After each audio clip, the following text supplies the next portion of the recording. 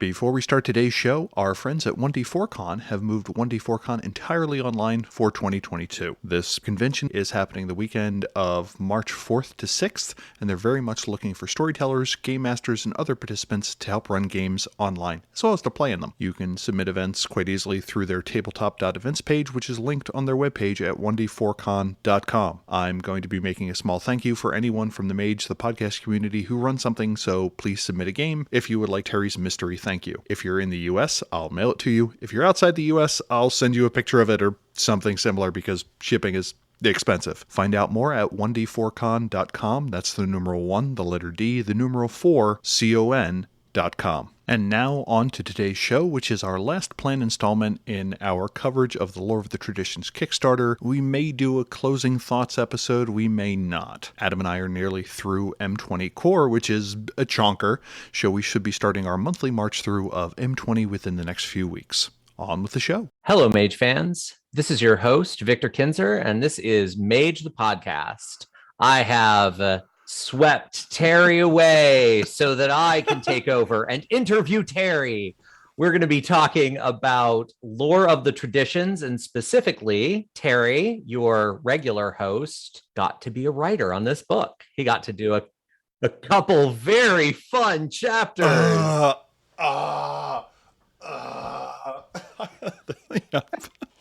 I like initially because I saw the writing assignments and they're like, James Sobrano is writing the First Nations group. Hiromi Kota is writing on East Asia. Satiros is writing the cultists. Terry is writing the people that shit talk on the internet. Yes. Yep. So clearly you wrote the Virtual Adepts. The Virtual Adepts the only tradition you wrote for, or? Nope. I also did the Celestial Chorus, because when you think religiosity, you don't think me.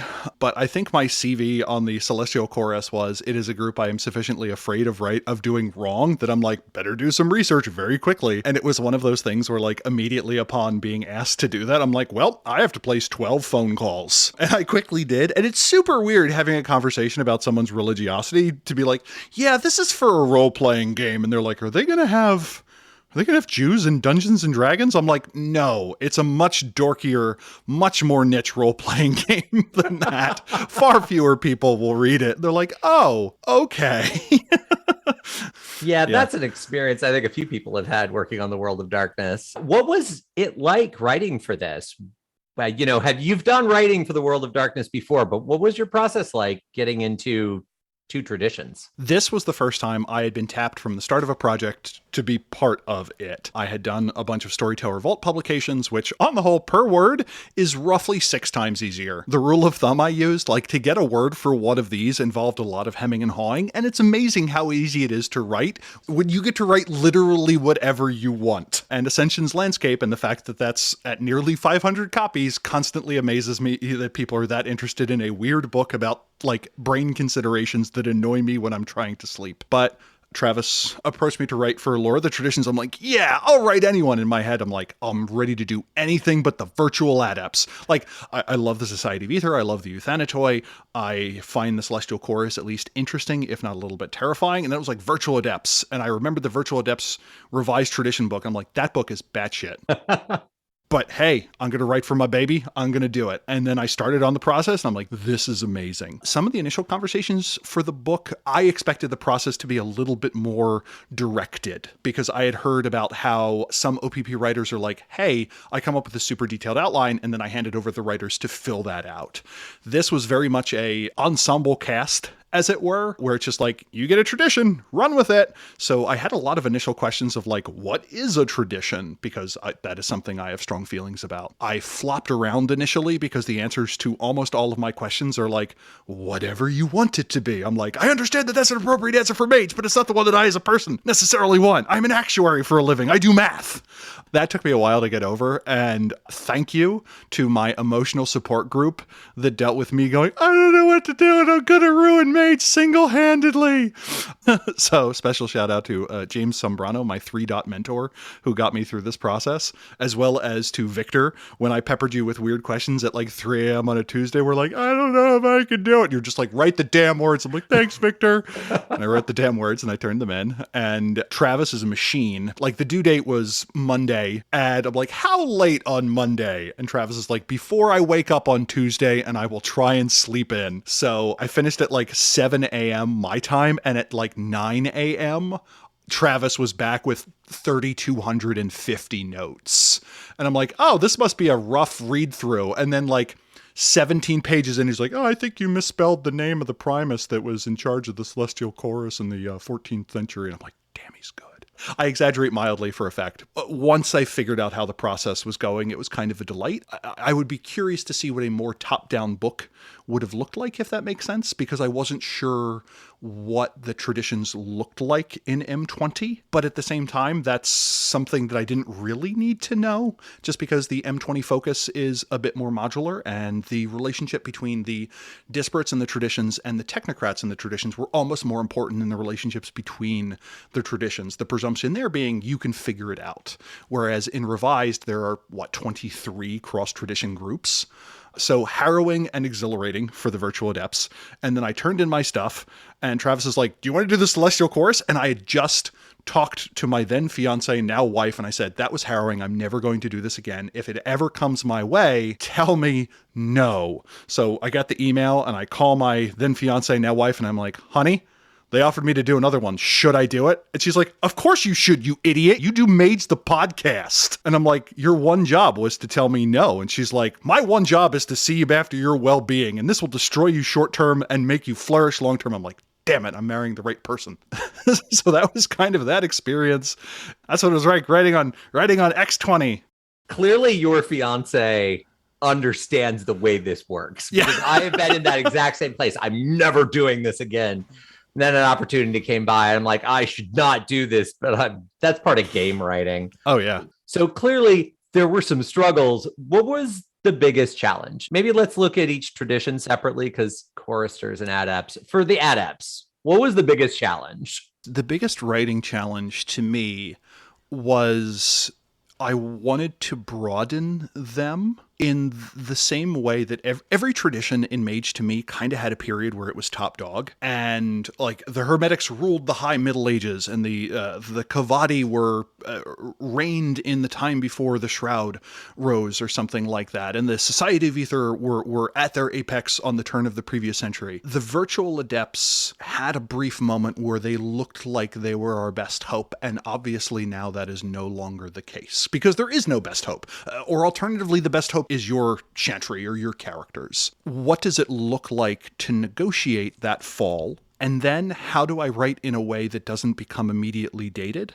One of the questions that came up was, so philosophically, I ran into the problem with, so what does it mean to do math in the world of darkness? Frequently, you hear arguments about what does each success on an entropy roll translate into? And if it's like, oh, it doubles the odds or increases by a factor of 10 the chance of the odds, randomly guessing a password that is strong for most major websites, you're still looking at 60 successes, but that doesn't work narratively in the game. And I had these extended conversations until Travis just said, it's Mage. Magic is better than not magic. I'm like, damn it, Travis, why are you so good at this? So that was probably the hardest part with the Virtual Adepts.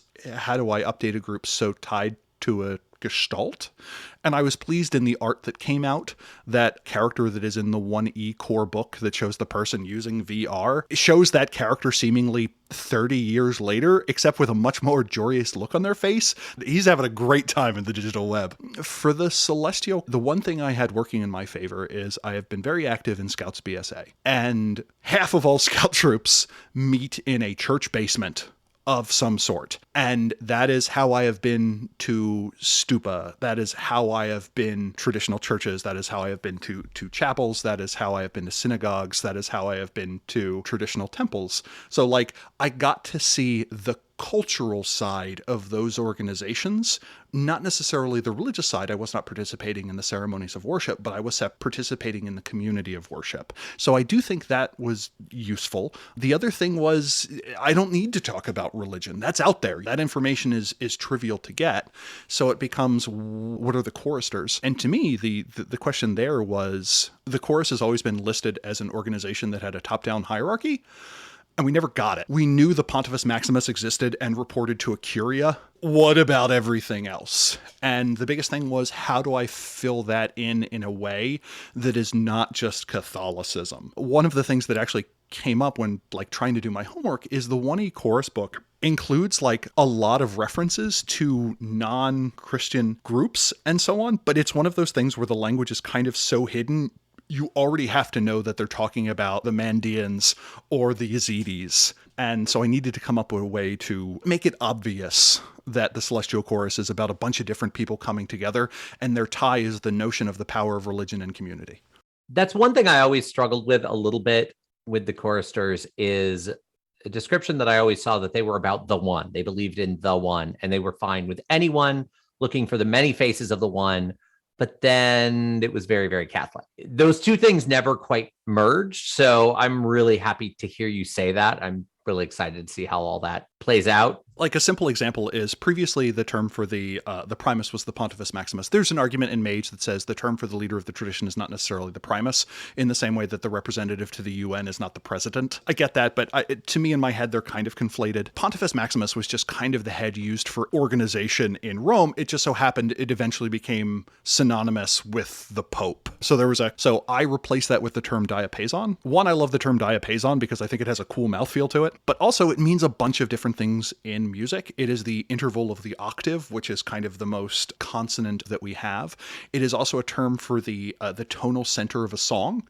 It is also the term for tuning fork. So it has this recurring theme of, it is the thing that the rest of the group organizes about. And that was very pleasing, and it met with a musical thing, and it wasn't as obviously religious. But I also like the situation where English is not their native language translates and is talking to them, and he goes, "It is good to meet the Celestial Chorus. I look forward to talking to your tuning fork." Who doesn't want that diplomatic scenario to unfold? Yeah. I'm so cool. I'm also going to be sprinkling in a few questions from the Mage the Podcast Discord. I want to throw one of those out there. Have your opinions about playing either of these groups changed as the result of this deep dive and writing all this text? Yes, I like the Virtual Adepts way more than I did before. The key thing was, I read through the revised tradition book for the Virtual Adepts. When I did it for Mage the Podcast, I'm like, this is ridiculous. This is wacky, and this is out there, and this is just bananas. And then I thought of all the other revised tradition books that my fellow authors would need to follow up on, and I'm like, I'm sitting on a bleeping gold mine.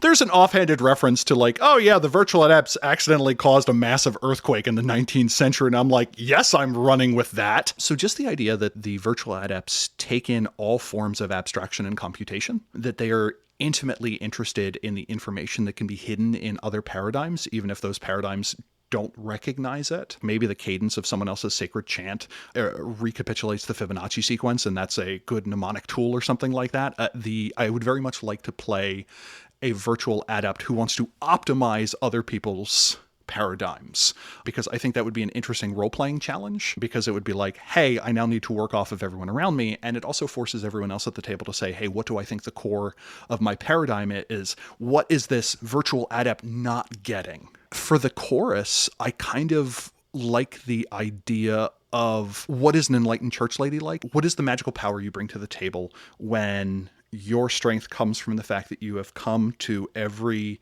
meeting for the past 5 years and you just know how some sleeper organization operates?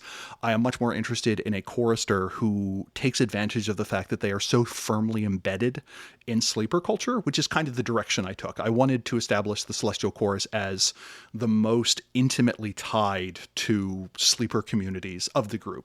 most is a hard thing. Like, for instance, the Dream Speakers have a very strong tradition of being tied to a culture, for instance, and I wanted to keep that with the Celestial Chorus and have it tied more to institutions than necessarily just kind of a culture writ large. But they are the person who goes to every PTA meeting. They are the person who attends local zoning board meetings. They run a community of some sort. And I think that's a very mortal-centric view. And to be able to wield mortals like a weapon, almost in the same way that the technocracy does, but kind of on their own terms, is now a project I am excited to do. And if I do like a cuttings book for the Celestial Chorus, that's kind of one of the big things. That sounds like it could be really and truly fascinating. We touched a little bit on, actually, you touched on a couple of the other questions that were asked about how connected are the choristers to sleepers, and some ideas about sort of paradigm, and or at least interacting with paradigm. But just in terms of lore, just pure lore, is there any particular tidbit, world building lore that you put into this that you're particularly proud of? For the chorus, I think the biggest thing I got to add that I really was pleased by, if like in terms of just there being like a little nugget, I introduce something in the history section, which is the first Adita, the first gathering of all the choristers. There was a invocation that ended that meeting that Mentuhotep held during the 13th dynasty in Egypt. I can't quite remember the exact period, but the invocation is in there. I include a chorister sacred text, more or less. Not a sacred text, but a historical one. And there are blanks. And it says, hey, this is the best we've been able to reconstruct. And to me, one of the things that happens within faiths that have a written doctrine is you have arguments over interpretation. And to me, the chorus should have the same kind of documents, the things that they can fight over. It includes little bits of, hey, this is generally how this sentence is interpreted. This is something that was filled in recent history. This is what this area is called. So that was super fun. The other one that I really like to include was I include the assemblies, which are essentially, I posit the idea that every chorister is involved in 3 levels of organization. 1, where they are. 2, a faith community. 3, what they do in a sleeper-facing world. And I have a group that investigates weird stuff. I have a group that cares about religious zealotry. I have a group that just does historical research. I also wanted there to be like a humor angle, if that makes sense. So like you have the technocracy and you have requisitions. And you're like, oh man, I have bureaucratic pull. I'm going to get an invisible sky car and I'm going to get bullets that make everyone in the area forget that I just killed a werewolf with my bare hands. And like the chorus that I propose is somewhat centralized. It takes in resources and redistributes them. So I kind of have this like busted ass version of requisitions that choristers can get. And it's like, okay, you're up against a vampire. No, we couldn't get you premium, but we got you this old poem that vampire thinks is very annoying. Also, here's $600, mostly in the form of bus tokens, because you're often doing things kind of on a shoestring, like almost literally on a wing and a prayer. And you make it work. And I wanted that to happen in the game. So like, and I guess the last thing was I just make mention of here are all the other religious groups that are in the chorus, and I explain kind of where they have been. So I introduced this idea that the chorus said, if you don't meet these rules, you are no longer a chorister. And that had 2 effects. One, a lot of people left. The biggest one was the loss of the Guardian Orders. A lot of the people that had joined as part of the Knights Templar in Revised are probably gone again, and Knights Templar again. But at the same time, a bunch of groups that have probably been kind of in waiting, that were just crafts or just lone chantries that were kind of out there in the wilderness, are like, okay, we can deal with that. I introduce a bunch of things where it could be like, hey, maybe these are groups that are now active again within the Celestial Chorus. So lore-wise, that was the coolest thing there. Do you want me to answer for the Virtual Adepts too, or do that elsewhere? Go ahead and answer for the Virtual Adepts too. I'm going to come back to that whole rewrite of groups, but go ahead and answer for the Adepts.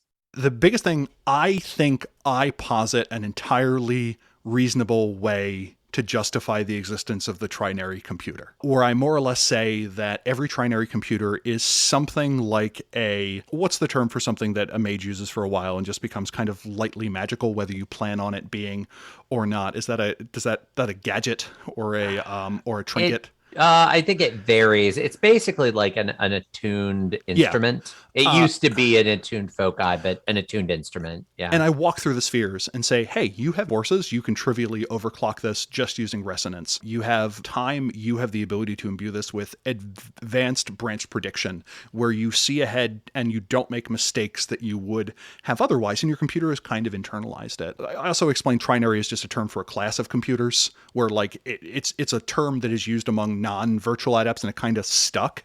But the last one I kind of say is it is trinary because it is the union of the adept, their tools, and their avatar. And that is the 3 in trinary. The other thing is I include a reference to the new Madrid incident where the virtual adepts accidentally cause a massive earthquake without using Forces 5. And I make a joke about them having truly mastered stone lore. I constantly mock the secondary ability of stone lore that was introduced and then reiterated, I think, first in Book of Shadows and then again in Book of Secrets. And I'm like, why does this exist? So I got to include a stone lore reference. I also include Green Thursday, which is the first time a biological computer joined the digital web. So there was just a sector of the digital web that became overrun with vines. And there was this scramble to be like, we don't know how to deal with this. One of my philosophies over time has been every group has a technomantic group, and every group has a animistic group. And I think that should apply to a lot more things. I think every group has a punk group. Every group has a religious group, more or less, in some way, shape, or form. So to me, I really want to mix those ingredients.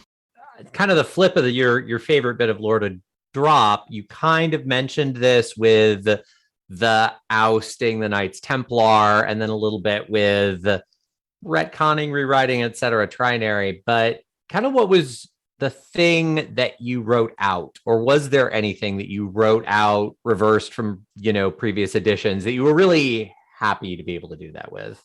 I do think the Celestial Chorus traditionally, and this is supported within the game itself, had a somewhat Christian-centric view, but I talked to a bunch of people that grew up in different faith traditions than me, and one of the things that stuck out was, I don't care if you're an atheist, you're going to Easter with us, because that's what we do. And you have the idea in religions that some are orthodoxic, where they care that you believe the right thing, and others are orthopraxic. You do the right thing. In ancient Rome, they didn't care as long as you did the appropriate sacrifices, because to not could bring down something terrible upon you, your city, the empire. You have to do the damn thing. So the Celestial Chorus is no longer really in the business of investigating so thoroughly what is in your heart. And this kind of creates problems because, like, what does the Celestial Chorus do with Jedi or Scientologists or Discordians? At the end of the day, if the Celestial Chorus sees you running like a homeless shelter, they don't care if you're doing it because it serves the Force. There's a bunch of choristers that'll be like, but at the end of the day, you're doing the thing. So I made the chorus much more action-oriented and less so belief-oriented. Obviously, that's not going to be the case across it in its entirety. And along with that, I basically said that the chorus now demands that everyone do something that serves sleepers. You can run a community, you can support other people, or you can protect sleepers in some way, shape, or form. So all of it, I refer to it, I think, as the hermits and the anchorites. Anyone who just was kind of off in a cave and didn't do anything, you're not a chorister. You're one person out there. It's been nice knowing you. And that has resulted in a bunch of people leaving, which to me gives a bunch of plot threads where you now have these homeless choristers, and some have tried to find homes in other places. They also go through this process of saying, well, this isn't ours. We should probably give this back. And there's only so far that can go. I don't see the Celestial Chorus being like, we are going to solve the question of the Western Wall. No. But does that mean there's now a expositional reason why your group could suddenly get a talisman out of nowhere, seemingly no strings attached, or possibly with strings attached that you don't know about? That was super fun. As I mentioned before, I don't want to say de-Christianizing it, but making space for a lot of other groups and kind of picking more agnostic, which is weird to say in this context, more music-centered things. There was an early draft where everything was just music themed, and I'm part of an opera company, and I found it insufferable. For the Virtual Adepts, they were kind of the punks of the traditions. They're not now. The opening quote I have is, in the 60s, the Virtual Adepts were the rowdy children, and in the 90s, we were the rowdy teens. In the 2020s, we're the rowdy adults, and the council sometimes listens to us. It's frankly terrifying.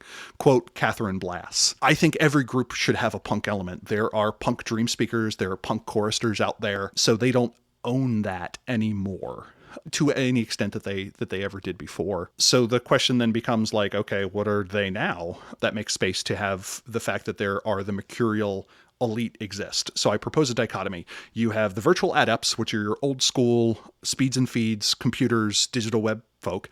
And then there are their Mercurian elite who believe that all paradigms contain information and that their belief and magical practice centers around perfecting and bringing that out. They are no longer bound to computers, but they are bound to abstraction and computation. That numerical base is still there. And I guess the last thing is like, what the dink do I do with Turing? Like an actual historic figure that got a raw deal, to say the least. So the solution I posit is that Turing was killed, a progenitor clone was left in his place that eventually committed suicide.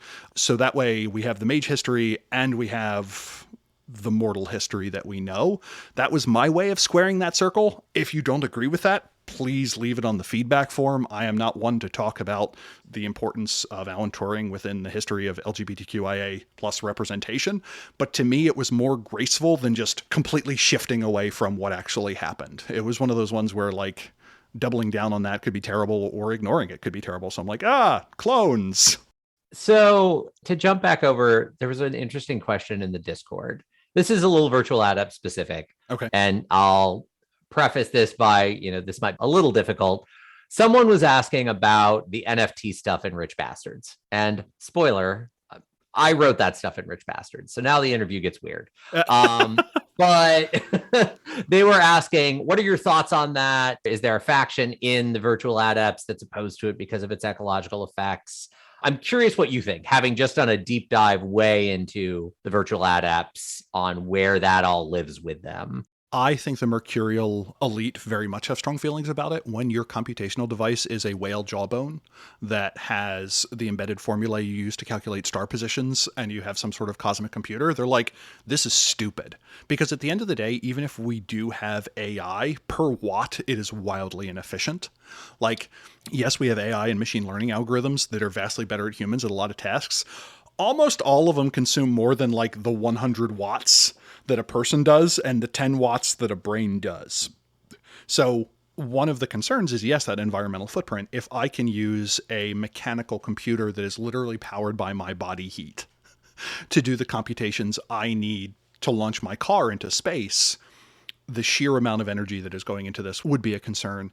So I think from the Mercurial elite angle, yes, this is viewed as kind of wasteful and decadent to some. I think from a plot point of view, though, there's a real arms race that now happens between the Syndicate and the Virtual Adepts. There would be VAs that would be like, no, I don't care because I'm using magic, which isn't consuming a lot of energy, more or less, to co-opt this. But yeah, you're giving credence to the system that might be chewing up the rainforest or like whatever variant of like, oh no, you have to power this with bald eagles or something like that. It's the only way this coin gets minted. The interesting thing to me about the blockchain stuff is it is visible but pseudonymous. Everyone can see every transaction, but unless it goes to the real world or you tip your hand, no one necessarily knows who is who.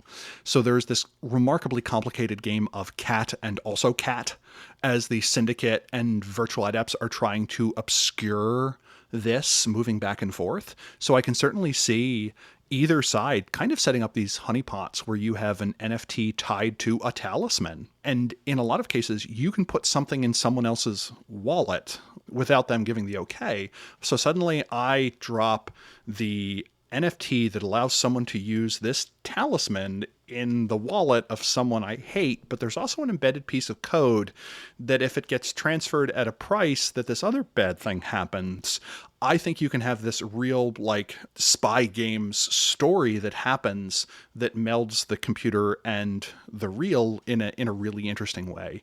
The other thing to me is a lot of the foundations of crypto technologies depend on no one having the lion's share of some resource. Bitcoin is susceptible to a 51% attack, where if you can get 51% of the computers to agree that the ledger says this, it's all yours. You win. So it is kind of dependent on no one ever having control of the computing grid.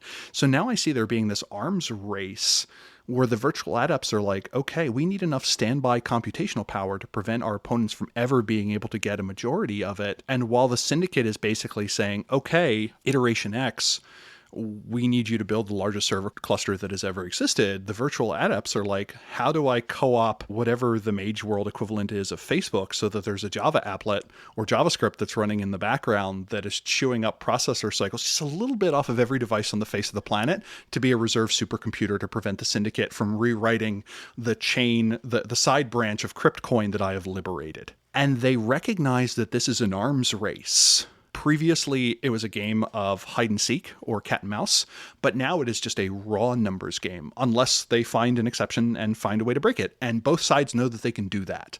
But the moment you do that publicly, the public loses trust in it, and the whole power of it goes away. How do they maintain the fiction that no one has the ability to play with it? Because again, as Travis said, Magic wins, which should be on the back cover of M20 if there's ever a storyteller guide. When in doubt, Magic wins. So that's kind of like my thought there. I think morally, though, there is that question of the virtual adepts just became probably the richest tradition. Oh, they do not have the toolbox to deal with that. No. And I mean, to give a little bit of background, and the authors do not get preemptive insight into why someone else wrote a thing they're referencing. But to give a little insight into what I was thinking when I wrote it, and I wrote this a while ago, like Rich Bastards was written well before it was released, just so everyone knows that. Mm-hmm. It was before the whole NFT explosion. But a lot of the ecological impact stuff was known. I kind of wrote that thinking back to when Bitcoin started and blockchain started, and it was this big revolutionary dark web thing, and it was very counterculture. But is it anymore? Question mark. It's an official currency of El Salvador now. Is that the syndicate working? Is that the virtual adepts having pushed into the syndicate's territory? I kind of like the idea of the arms race. I like the idea that all this bad stuff, unintended consequences of your action, has a name in Mage. It's called paradox. How much of this did they just not see coming? And how much of this is their own greediness and not being equipped? I think answering that at your table is really fascinating. I love the Syndicate. I think they answer a very interesting set of questions in the same way that they are kind of the true defenders, quote unquote, of reality, because they fight for the status quo. Their goal is to say no to everyone else, to kind of keep them in line so that reality doesn't break. I like the idea that every group not only has a different notion of paradigm, but a different notion of what a geesh looks like. So you undertake a verbena oath. Within the Euthanatoi, you take upon yourself a sacred hex that will destroy you if you ever violate. The Syndicate and the NWO have the non-disclosure agreement. If that's not a geesh, I don't know what is. And likewise, the virtual adepts have this in the form of, I think, the accumulated mathematical power of all those blocks on the chain saying that this is the state of things. Violating that and having it become known is a way, to me, of having an entropy 4 effect call down on your head. So I introduced the rote NFT, non-fungible tasks. And this is essentially a set of technologies to say, hey, Horizon, if it still exists, we have Vormos's stave or something like that. We can't destroy it and we don't want it to go away. How do we keep track of it? So we have this idea that there is AR and that the digital web is a ubiquitous connection that is very difficult to break. So once you set that combination of a data block on the virtual web with a physical on the digital web with an actual object, we now have augmented reality tags. And that is this new expression of the digital web that is manipulable. So are there virtual adepts that are running around taking advantage of NFTs to tag everything to keep track of their enemies' movements? It's like sticking a kick me sign on someone's back that they are physically incapable of removing, because you need to be able to do it in the physical world and you need to do it on the digital web. And there's not a lot of people that have the toolbox to do both. So is there an upside to it? I think so. And now we get to have the Marauders map, as it were, from Harry Potter that tracks all of the bad guys' movements and so on. And I think that gives kind of interesting plot options. And I think the question of who's actually winning this war is going to vary from story to story. And I think that's what's engaging. It's also the kind of thing that I think is going to change over time. The virtual adepts and the digital web are always tricky to continually seem relevant. But this is an area that I think could. I don't think this is going anywhere soon. So, we spent some good time talking about the adepts. There was a question in the Discord about the choristers. I'm going to paraphrase a little bit to kind of get to the core of it. And I think the question was really getting at religious people in general, especially very organized, orthodox religious individuals. A lot of times have problems working cross paradigm. Not always, some people do. And it was a question about kind of how do the choristers deal with other mages, other paradigms who are showing magic that doesn't come from God when they believe, in God. I think there's a universal mage version of this. If I have such a strong belief in this one thing, that's why magic happens, but I can see that other mage do magic as well. But it is a little bit stronger with the choristers because of religion and, the role that's played in culture. Did you tackle that at all in the writing, or do you have any thoughts on how they navigate those dynamics? In revised book number 7, I can't remember which one it is off the top of my head. I want to say it's the core, but I don't remember. They introduced the idea of rigid, closed, open, and liberal paradigms, which assesses the malleability of one's belief. You have a rigid paradigm where they know theirs is the one true way. Everyone else is just doing it wrong or translating it to some inferior way. You have closed paradigms, which acknowledge that other paradigms exist, but they are incomplete or otherwise unfit. You have open that are like, yeah, everyone contains a kernel of truth, that's fine. And then liberal, where it's like, that you do you. I think within the logic of mage, I think it is perfectly reasonable for a chorister to feel that they may be doing something fundamentally different from everyone else. Sure, these people are drawing upon some sort of arcane physics or strange beings that empower them, but I am drawing my power from the one. Maybe. One of the things that I introduce is the idea of paradigm tenets, which basically says, how does your character answer the question of how do? Tenets try and chase the chain of belief from this is the nature of reality to this is why I can do magic in a few steps. And to me, there are a whole bunch of different ways to do that. Like, one can say there is a cosmic hierarchy of beings with the one at the apex. Pious humans go into that hierarchy, and entities in the hierarchy may command beings below them or petitions being above them if addressed in the proper way. And that, to me, covers kind of a celestial bureaucracy. So that is a person who believes that certain people do have the right to kind of command creation, and they would just see other people doing it differently. A deist may say the one created the cosmos with great skill and subtlety. Then there are rules to the cosmos available to those who study the one's work, and mages have figured out those rules. That is a case where everyone else's paradigm kind of fits into that person's paradigm, and they have no difficulty with it. And to me, that is just a variant of what we are given as a mechanistic cosmos. I don't think there are many choristers that are so doctrinaire to believe that other people are necessarily doing witchcraft. In a lot of cases, that all other magic is witchcraft. It's one of those things where you have to be able to clear a minimum hurdle to be part of a group. Those people who are so doctrinaire as to not be able to work with other people are not part of the chorus. So I don't really address that. But to me, the interesting question is, M20 kind of doubles down, at least in a bunch of places, on magic fundamentally being hermetic, in the sense that it is a question of how do you exercise thine will? And are there choristers out there that don't really consider themselves to do magic like other people? Yeah. Do they still have a strong, potent form of belief? Yes. Are they implementing that on reality? Yes, but not in their point of view.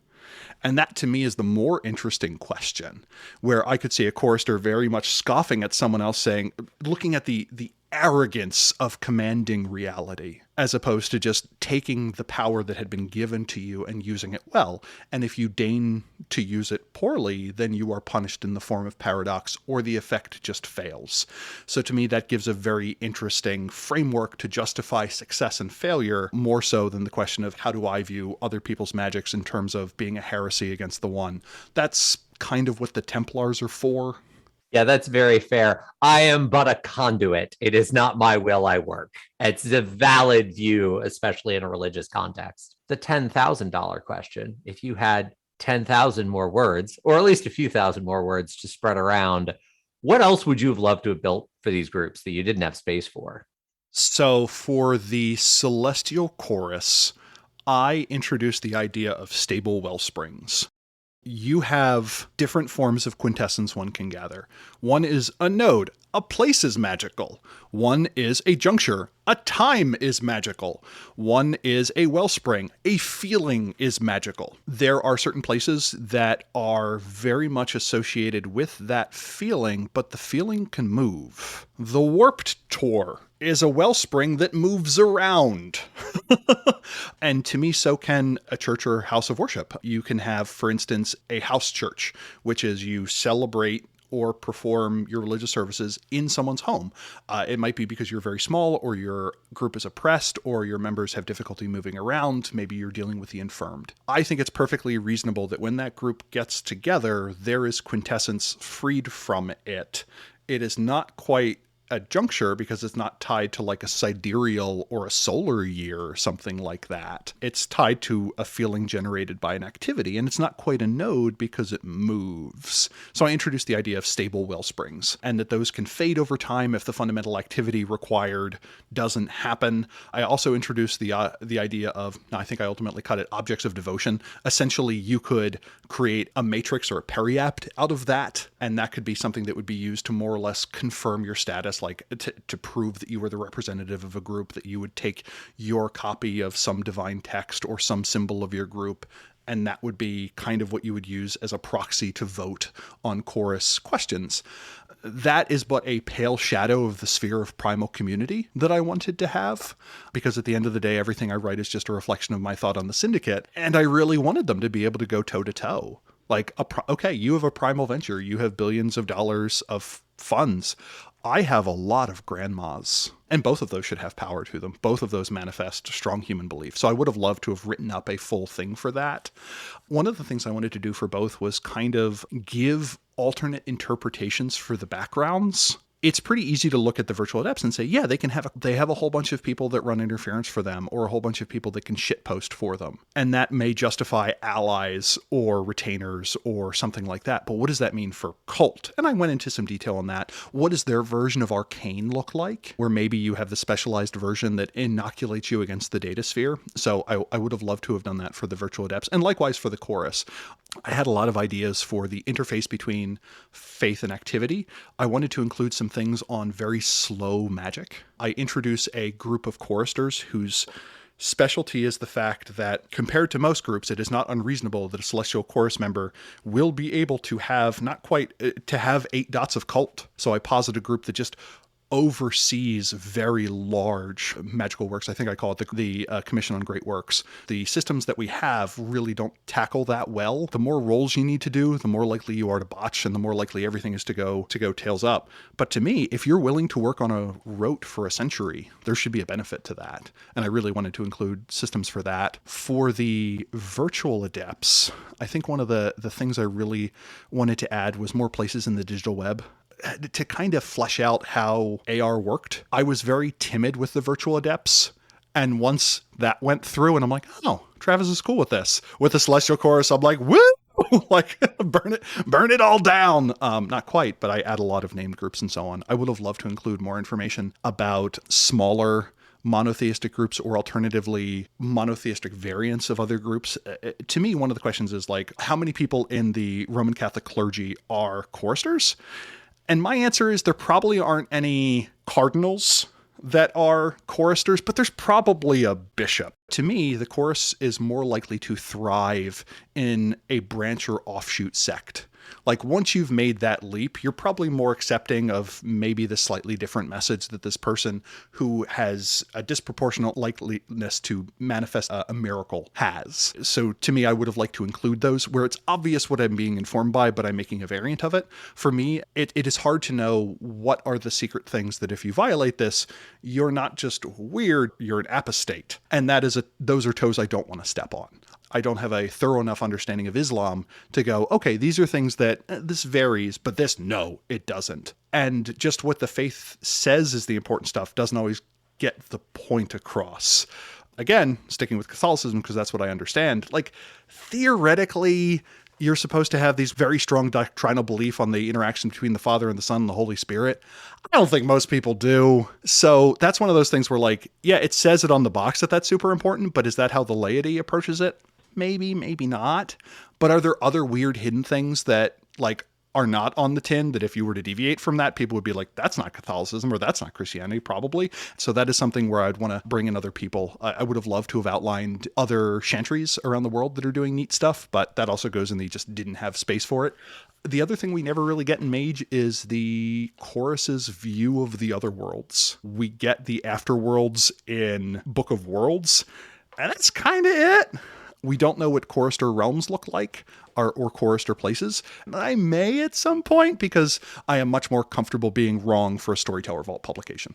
To jump back to Discord a little bit, doing this work and the deep dive, did you find any really surprise connections between the two groups, or did you invent any? The first order connection of how do the groups get along with other groups in the world of darkness that we didn't think about.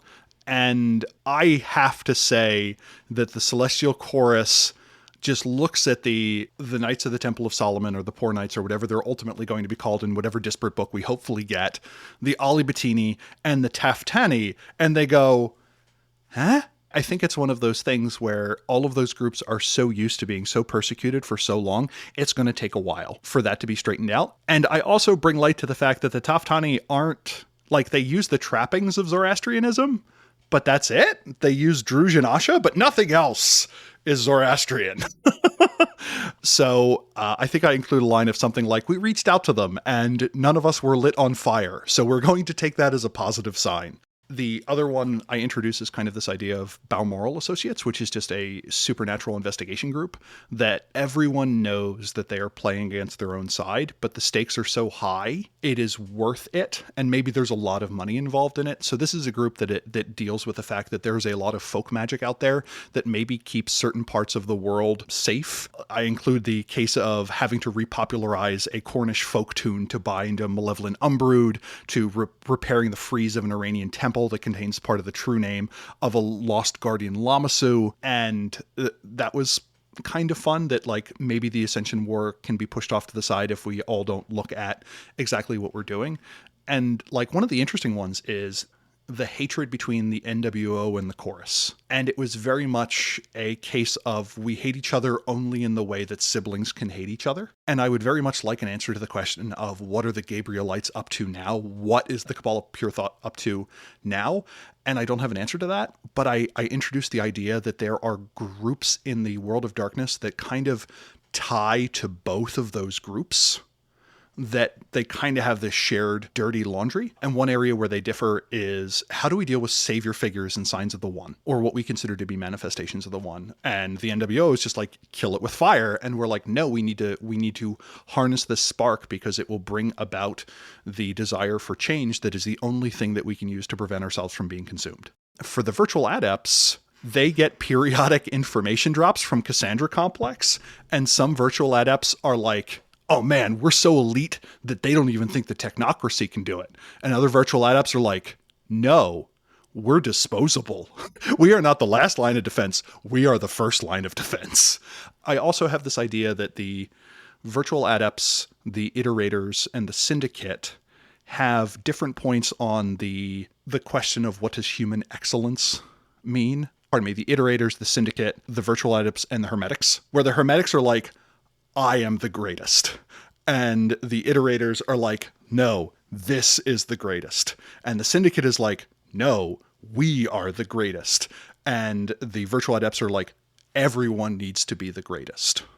And only by unleashing human potential are we really going to be able to deal with things. Between the two groups specifically, this is something that only came up afterwards, but the Celestial Chorus believe in the universal language of music, which is kind of a canard, but it's certainly a cross-cultural element. And the Virtual Adepts believe in the universal language of mathematics. They think that their paradigm is superior because there are so many different cultures that have all discovered Pascal's triangle. Yeah, sure, you can say that anyone who's gotten into that, like, everyone worships the same God. And that's a messy answer to that question. But with math, it's like, nope, your 2 + 2 = 4 too. So that's pretty great. So I think that there is an interesting crossover or investigation potential of what is the digital web.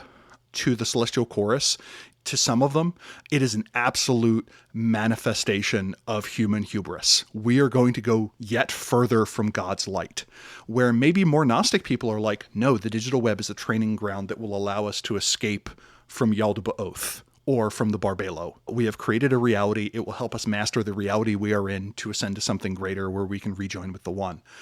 And the virtual adepts are like, yeah, it's a fun playground, but philosophically, a lot of virtual adepts consider the digital web to be the foundation of reality. That is the layer below. It is not within, it is beyond. One of the things I kind of toyed around with was there being a collection of zones that connected things. And one of the ones I was pondering for the Celestial Chorus was Jacob's Ladder, which would be kind of a zone that connected different religious places and kind of allowed you to interface with, if you did have a religion that had a notional hierarchy, whether it be Neoplatonism or a celestial bureaucracy, or there being multiple heavens or what have you, that would be kind of the shared realm that would allow you to ascend and descend that. And I think that is also an interesting interface for the Alibatine, and maybe that there are some curious Taftani out there that are like, so what is this thing and where can it go? Those were kind of the two ties, the notion that what do they think of the digital web? And each group has someone who thinks that it's a distraction and someone who thinks it's at the core of reality, but they don't share any tools. And that becomes the interesting combination. And to me, everyone has their own way into the digital web. I think you can pray your way there. And I would have no problem with that in a game. So to me, those are kind of like the hidden ties. It's interesting that you mentioned the Bettini because, you know, depending on how into canon you get, the idea that the digital web used to be Mount Koth, and Mount Koth is the manifestation of the Bettini view of the One, isn't quite the Celestial Chorus view of the One, but also the Celestial Chorus intersects with Islam. I mean, it's a much longer path to get to that connection, but I feel like that place, whether it's spiritual or an actual place the way we think of it, is an interesting intersection between those two groups with the Bettini right in the middle of it, which is interesting because, you know, at the time of that transformation, they were on their way out of the traditions. There's a whole like transition and narrative place there as well. So I find it really interesting that you mentioned those connections. I think Mage needs more zones, more things that cut across reality. One of the other ones I wanted to have was Darwin's Web, which is basically a biological digital web that connects to everywhere in its own weird little way. There's some neat space in there. If you could see, you know, kind of with these groups, but even beyond that, if you could see just one or two more big things with M20, what do you still want out of M20 while it's still chugging along? What do I want at the table, or what do I want as a mage evangelist? I guess, like, what do I want as a mage stan, or what do I think would help the game? And the answer, and you could just say both. Both. Yeah. Both. I kind of want both answers. I'm sure they're different things. As a mage stan, the two things I want to see go in complete opposite directions. One is Amanda Jensen's Ascension Diary, which is Beckett's Jihad Diary, but for mage. And again, much like the Werewolf book, it could not be written by a single author easily in terms of diegetically in the game. But yeah, I just give me some metaplot. Just tell me, give me 60 names and 20 chantries and 15 weird events. And I just love that stuff. Mage players are real good at ignoring the stuff they don't like. It took about 12 seconds between the Avatar Storm happening and people going, well, I'm ignoring the Avatar Storm. Carry on.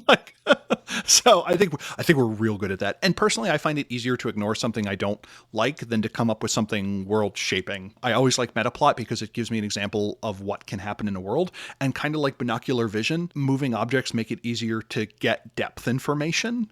And to me, metaplot does that. You don't have to use it, but it gives you ways that you can do it. You can have this big gonzo plot, or you can have these small, intimate changes, like when the city of brass around Mercury disappeared. And I think that is one of the most moving sections that I have read in Mage, is someone just documents the loss of a realm. So that would be one. The other, and I blame James Sembrano for this, is we were talking about how do we bring Mage to the most people. And one of the ideas was like, do I write an antagonist book for V5 entitled like Warlocks and Sorcerers, where I thinly veneer a bunch of mage groups, starting with the Hermetics and working my way out?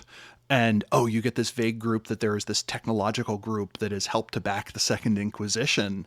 I was surprised at the degree to which V5 rekindled enthusiasm for previous stuff, enough that we got a reprinting of the Book of Nod for reasons I don't understand, because it's still cheaper to just get it used on eBay. And V5 systems are real clean, and they're real easy to use. Oh man, could you bang out 15 mage antagonists real easy and just come up with something almost like probably Hue to something kind of close to pillars, in the sense that I would give like, here are veins that a warlock has, and here's the idea, here's how you can kind of mix and match them. So it wouldn't be quite pillars, it wouldn't be quite spheres, but it would be, you get a lot of neat powers and charms or something like that.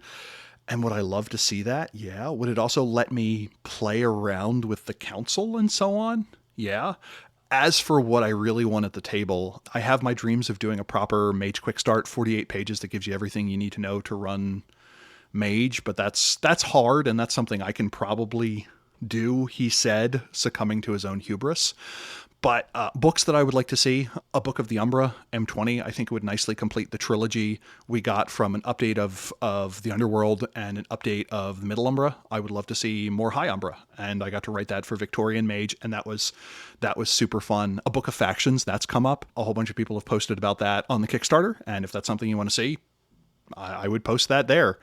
I would love to see a book of antagonists. One of the coolest things that COD does are the Night Horrors books, and I think Mage could really use one, where it's just like, here's a whole bunch of things ranging from mortal organizations that are meddling with powers they don't understand to some weird incarna that really has it out for some groups of mages. I think that would be pretty cool.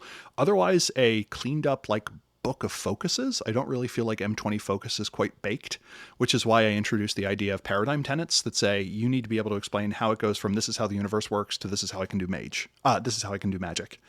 So I would love that. I think that's also a project that I can tackle on the STV. Since I'm talking to Victor, I feel like I have to mention Isle of the Mighty, which does something almost no other mage book does. And it says, there's magic out in the world. It's not really tied to anything. It's weird. Have fun. Do I think we could have a book of those where it's like, well, that's kind of weird. Yeah. Revise stepped back from all magic in the world is caused by mages, and I think there's space enough in M20 to do that, and I would never argue about having a Marauders book, or even a book on Quiet.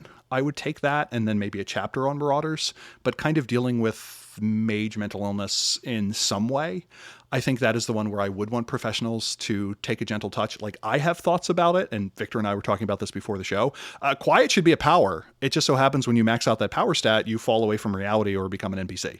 But every step on the route, your character gets to do more stuff, and it may ultimately result in you being a marauder, or you having the touch of death, or you being able to ignore elements of reality that you just don't agree with. So narratively, it would be quite powerful in terms of accomplishing what your character thinks their aims are, but at the cost of their sanity and their humanity. So those would kind of be what I would like to see. How about you, Victor? Like, if someone's like, Victor, pitch something, what does V. Kinzer say? I would definitely love to see a factions book. I love a lot of the factions, and I don't think there's ever been the devotion to it that I would like. Just word count. I would also really like to see some more stuff on the Umbra. You know, we don't have a lot of space on the Umbra for Mage. There's a little bit here and there. We've got, the W20 Umbra book, but that's so focused on the werewolf lens. And especially because there's so much content on the technocracy, I would still like a little bit of word count that goes beyond the horizon. Because when Mage was originally written, it was like, well, it gets out to Pluto and we stop. But if you get 5th level spirit, you can go out there. And it was just kind of like, do whatever you want.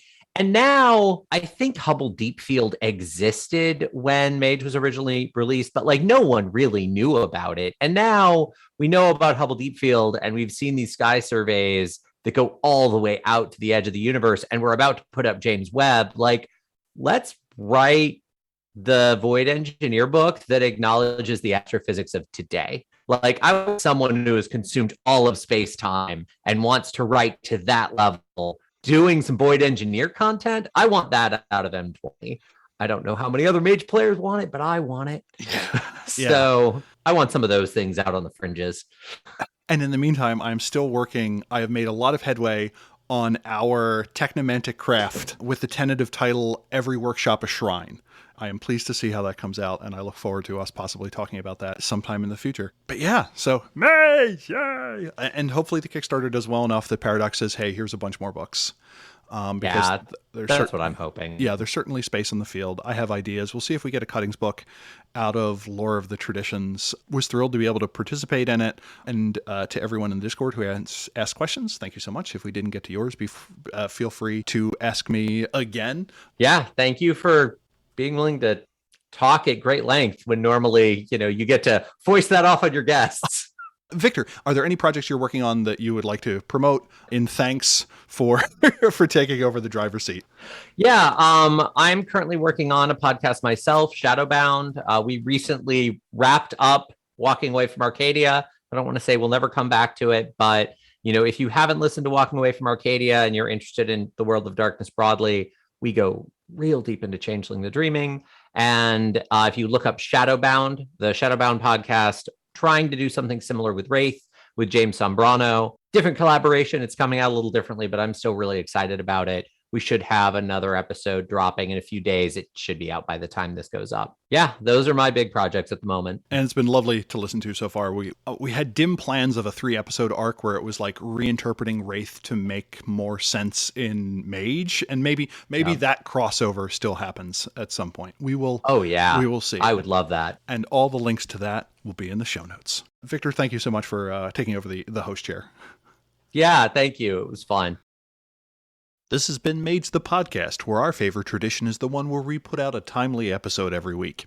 And the Society of Ether. Our show is made possible by our executive producers, who include Oracle of Cassoulet, Christopher Phillips, Oracle of Musaka, Buck Farmer, Oracle of Lancashire Hotpots, John Widener. Yes, those are all types of casseroles.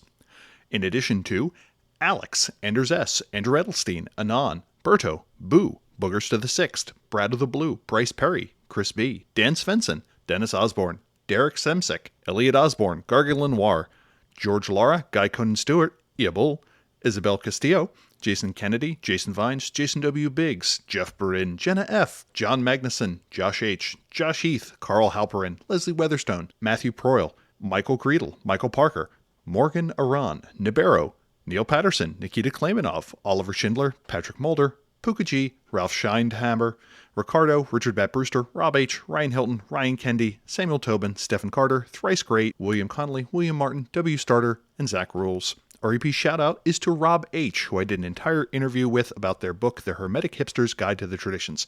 So here are some facts I was going to include about the traditions that didn't make it into Lore of the Traditions. All Virtual Adepts must wear at least 2 wristwatches at all times. All members of the Mercurian Elite roll for frenzy if someone says Mercurian Elite, like I just did, instead of Mercurial Elite. You can tell if someone is a member of the Knights Templar if they say quintessence like they're from New Zealand. Quintessence! All of them. For some reason no one understands, there are no Lutherans in the Celestial Course. It's just a weird coincidence. And finally, to make it so there are more music-based mages in the chorus than the Cult of Ecstasy, I was going to say retroactively that every member of Polyphonic Spree was awakened. If you super like this episode or super didn't, drop us a line at matesthepodcast@gmail.com or at matesthepodcast on Twitter. We have a hop and Discord community at discord.me/matesthepodcast. If you like us, please give us a review on the platform of your choosing or tell a friend about us. Also go to matesthepodcast.com for show notes on all of our previous shows. Now go change reality. Bye!